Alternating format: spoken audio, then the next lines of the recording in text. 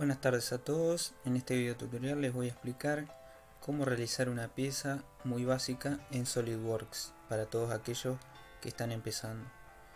Vamos a Archivo, Nuevo, creamos la opción Pieza.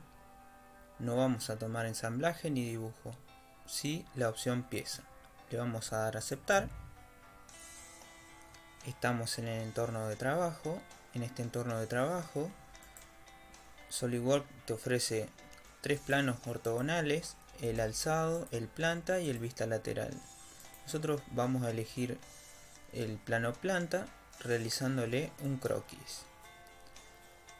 Un croquis se realiza en el plano a través de líneas, rectángulos, círculos. Para nuestro caso vamos a elegir un rectángulo y lo vamos a referenciar dentro del plano planta en el origen de coordenada. Y vamos a hacer clic con el cursor. Le vamos a dar las dimensiones: un ancho de 50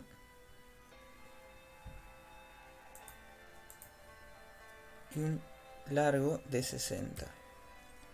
Como podemos observar, las líneas han quedado con color negro. Eso quiere decir que está bien referenciado respecto del origen. En otros videos posteriores le explicaré lo crucial que es importante que es tener estas líneas bien definidas.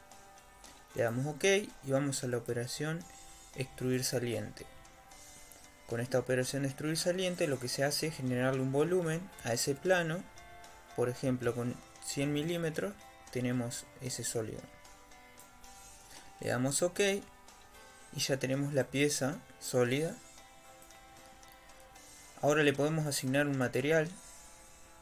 En editar material, SolidWorks nos ofrece una amplia gama de materiales normalizados: aceros, hierro, plásticos, no metales, fibras de carbono, caucho.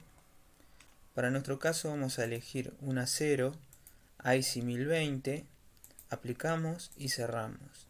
De esta forma esta pieza sólida ya tiene asignado su material, sus características físicas, dimensionales, densidades, volúmenes, peso específico, etc.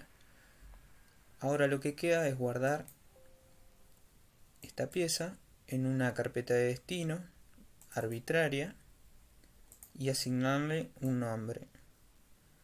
Yo le voy a asignar el nombre tutorial 1 y lo guardamos. De esta forma hemos finalizado este video. Muchas gracias. En el próximo video daremos otras operaciones para realizar piezas. Muchas gracias.